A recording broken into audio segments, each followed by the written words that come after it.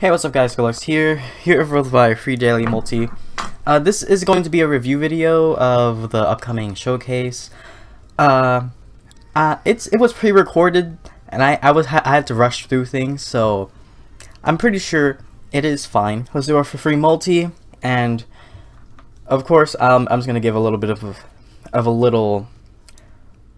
Oh god, we're not getting anything, but I'll say that. Oh, never mind. I'll say that. And maybe it's not that worth it for them to summon on the banner. But the dragon is really good. I say that. Ooh, yes, I need Shinobi, please. I need Shinobi. But yeah, I can now also add the animation, so that's cool.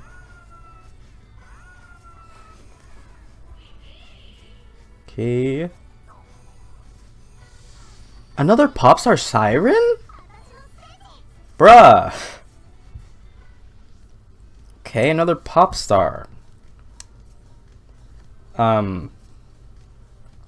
Okay. What are the chances? Oh wait, where's my other pops? What? Pretty sure I had another pop star. Or am I not? Oh, I'm not seeing things correctly. I'm so dumb. But hey, we got another pop star siren, I guess. And I guess that's it. I'd say don't summon, but if you want like more in-depth details of what I think, then you can continue on the video. But the dark dragon is really good, so hopefully you guys can get it, get that dark dragon on the free multis. So without further ado, I'll let it begin. Hey, what's up guys, Golex here, welcome back to another video, and today I am kind of working a pretty busy day right now, so I'm gonna have to record this the day before it's released, which will be on the 3rd. So I'm recording this on the 2nd. Had to take a sip of water. Anyways, all right, let's quickly get through this because I need to work on other stuff. Okay, Delphi, a young man from the tribe of, don't know how to say that, who served the Alberian royal family by watching over Age of Runes. After losing his parents in childhood, his only remaining relative is a young brother whom he loves with a blind devotion. And I wonder who that young brother is. So at the current moment, only 200. Oh wait, whoops. Total HP 797 and 477 for strength. Kinda eh. But it's not like it really matters if it's even high, because you'll see in a second, because I remember. Alright, so he's a support unit, and yep, this is his appearance right here. So these both have 9. Let me see. That is 99. I'm not gonna say it actually. Just it's 1 million minus 1. Yeah, the SP cost is pretty huge, but then you have the normal SP recovery of that much per second. I mean 80k per second, and for second skill it's 50k per second. And I will do the calculations to see how fast that really is. Alright. Deals shadow damage to the target and nearby enemies and creates a debuff zone that lasts for 100 seconds and reduces the defense of enemies inside it by 15%. That's going to be really good for really just a bunch of boss content, because that's a whole 15% decrease, so you're going to be dealing a bunch of damage in that time frame. The skill gauge for this skill can be filled by attacking enemies, but it will also fill gradually, it will also fill gradually. It will gradually fill automatically. I can't read. Abilities that increase skill gauge fill rate will not affect this automatic increase. So you can still use skill haste, but it won't affect the automatic increase. Next we have Corrosive Cage. Summons Heaven's Cage and then deals shadow damage to the target and nearby enemies. It inflicts poison and reduces the strength of flight tuned enemies by 15% for 15 seconds. This guy is a huge debuffer. So we have a 15% decrease in defense, and we also have a 15% decrease in light strength. So that's pretty nice, but you can only bring him to light events if you really want to utilize his second skill. This strength reduction effect will not stack. Additional bonus damage will be dealt relative to the damage taken while Heaven's Gauge is active. The skill gauge for this, yep. So let me quickly do the calculations. I need my phone. Oh, it was over there. So for his first skill, you're looking at 12 seconds roughly. So that's not too bad. But for his for the second skill, you're looking at 20 seconds, which is also not too bad. And you also have you have to take into account for when you're attacking somebody, you gain skill gauge back. But I don't know how much that is compared to not that much. Normally it's not that high. So you're still probably going to be like roughly 12 seconds, 11 seconds. This is like 19, 20 seconds. Yeah. I mean, they come relatively quickly. So yeah, I think I'd say it's good. But for his colorability, 5%. I mean, not 5%. At level 5, it's 10% as a dagger. And then we have abilities. Poisonous Cage. This is what drags him down a little bit. The user strength is lowered by, let's see, 60%. Okay, good. During quest, using Reunion Cage grants the user the Poisonous Cage effect. When this effect is active, the user's next 4 strike will inflict poison. This effect cannot stack and will be consumed on use. So if you use, let me see. When using the first skill, he will be able to inflict poison, and I don't know for how long though. So the poison can probably stack relatively, like, a good amount. Paralysis res and increases chances of inflicting poison by 60% when the combo count is 15 or higher. Now, I'd say I have a few issues with this guy. The 60%, that is a drastic decrease. I mean, that just means like most of his damage is going to be coming from poison, and you better hope that he can dish out a bunch of poisons if you're going to be using him in any like high dragon trials, because well, I'd say like from the flurry poison edge, if you get a combo count of 15%, I mean of 15 or higher, then you have chances of inflicting poison. So if you can keep up his combo count, then I'd say that he'd be pretty good. If you can like dish out a bunch of bleeds, and then not bleeds, you can dish out a bunch of poison, and then you can degrade the boss from there.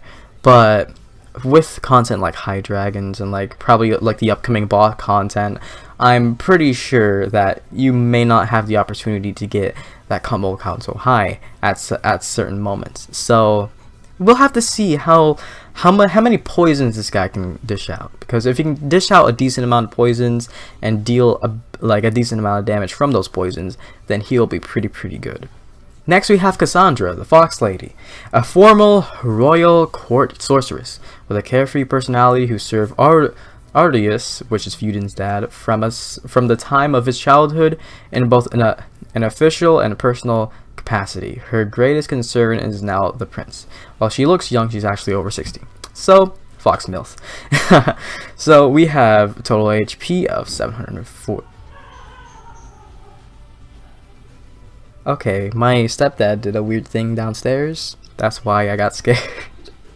Okay, so max HP 745 and max strength 514. That's pretty great. I like that. She's an attack unit. Umbriel Assault deals 2 hits of shadow damage to enemies directly ahead and increases the user's maximum HP by 5 for the remainder of the quest. Once HP buffs reach the limit, an HP recovery buff is granted instead. So with this, she can be pretty sustainable. So she's gonna be very good for those who take a lot of hits often. I can say that. But of course, I don't see her being like as great as something like Cleo right off the bat. I mean, I'm just reading her first skill, but I'm 100% sure she's not gonna be better than someone like Cleo. Summons Twilight Wrath, then deals shadow damage to the target and nearby enemies. Additional bonus damage will be dealt relative to the damage taken while Twilight Wrath is active. Alright, so skill prep 100, paralysis 100, Resilient Offense. Increases strength by 10% for the remainder of the quest when user HP drops to 30. So since she is pretty sustainable, you can probably like take a couple hits, try to get below 30, and then like keep spamming up with her first skill to increase your HP and also grant yourself a HP recovery buff. So yeah, she's gonna be pretty sustainable. Don't know about damage though. We'll have to see with this, and I don't really want to do the calculations with that. Yeah. So we have Patia. So Leaf should be coming relatively soon. Maybe. We'll have to see. But a young woman who serves as vice captain of the kingdoms of Alberia's White Sparrow Corps. That kind of gives me Attack on Titan vibes, honestly. Just corpse. Well, that also sounded like corpse as in dead body, but hey. And the right hand woman of Captain Leaf. She specializes in nimble attacks, but her sense of justice often makes her charge into the fray. So we have 801 HP, pretty decently high HP, or pretty high HP, and 448 strength. Not too impressive. She's a defense unit after all. So, this right here. Hold on a second. I have Discord. So her first skill increases his team's defense by 25% for 15 seconds. So that means she's going to be a pretty good defensive unit. But, you know, I'd like her to be an attack buff, because we've been getting these attack buff people, you know? And now we're just getting some defense buff person. Like, what? Why are we getting a defense buff person? I mean, she's gonna be able to keep everybody alive for a decent amount, and like if her skill comes pretty fast, then it can be like, hey, we get multiple defense buffs. You can possibly even get it to like 75% defense, and like just in time for an attack. that's just a random thing. Deal 1 hit of shadow damage to the target, nearby enemies, and inflicts bleed. Ooh, she's a bleeder. Okay. And with an 80% base chance. Okay, she's a bleeder, but she can only do it on her second skill, so it's not gonna be coming as fast as Sparrow's Guard, which is unfortunate. Buff time increases duration by 25%.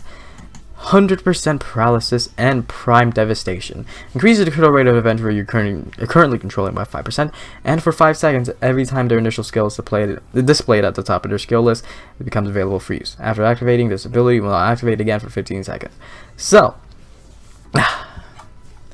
she's gonna be a pretty defensive unit. Bleeds, so she's like, in a way that's a little bit more support. Buff time, increase the time of the defense buff. It will allow for more defense buffs to be stacked, so she can be pretty good depending on what you really need, because if you're struggling to stay alive, then I suppose she would be pretty good. And that's her 5-star art right there. And then we have Chinotrius, I don't know how to say that. One of the 6 legendary Great Worms who once accompanied the Founder King, also known as a Netherwim. He wandered the abyss of death after his defeat, okay, and now spreads his wings to stop the other and fulfill his liege's dearest wish. If you hear piano downstairs, I'm sorry. I need to finish this quickly. God damn it. So, this man can inflict poison, and his thing is 55% strength and increases strength by a further 10% upon shape shifting. And it can increase it up twice, maybe? If I'm reading that correctly, that can be a possible 20% attack buff. So then in total, that's going to be a whole 75% strength up. That's pretty good. I like that. That's pretty great. All right, let's keep on going, because brother flying downstairs, I hate it. Okay. Initial visage. Oh wait, yeah, this is the upcoming Wimprints that are probably going to be in the shop. Yep. And then we have Lady Epic. So gauge accelerator, speeds the rate of mode gauge increases by 30%. I think that is like overdrive. Yeah. And then full HP strength increases strength by 15% when HP is full. Yeah. This is not going to be that great. You just need a really good healer. And then it can be great, but like don't take any hits. Of course. And then we have a Whimper with our Alvirius. I like this. Alright. Midgard Stormer, the Windworm, once met a man who was every bit eccentric as he. The man was daring, open-minded, and fearless, such that he did not even fear frequent visits to the dragon lair. I'm definitely gonna get this for Mim, because I did see what this does. Dragon damage ability grants 18% modifier to applied to damage when in dragon form, and Dragon Claws. Every shapeshift increases strength for remainder of the quest, up to 3 times per quest. First shapeshift strength increased by 60%, and upon the second is increased by 15%. On the third it is 30% total. So this is gonna be pretty good for like longer content, of course. From these three units along with the dragon, I feel like the dragon's pretty worth it. You can go ahead and try to get a dragon, and you can use that on your strength units or new units who need strength for melee. I want to get this, so I hope I can get him into free multis. Patia, if you need more defense, sure. If you're not having like good survivability, sure.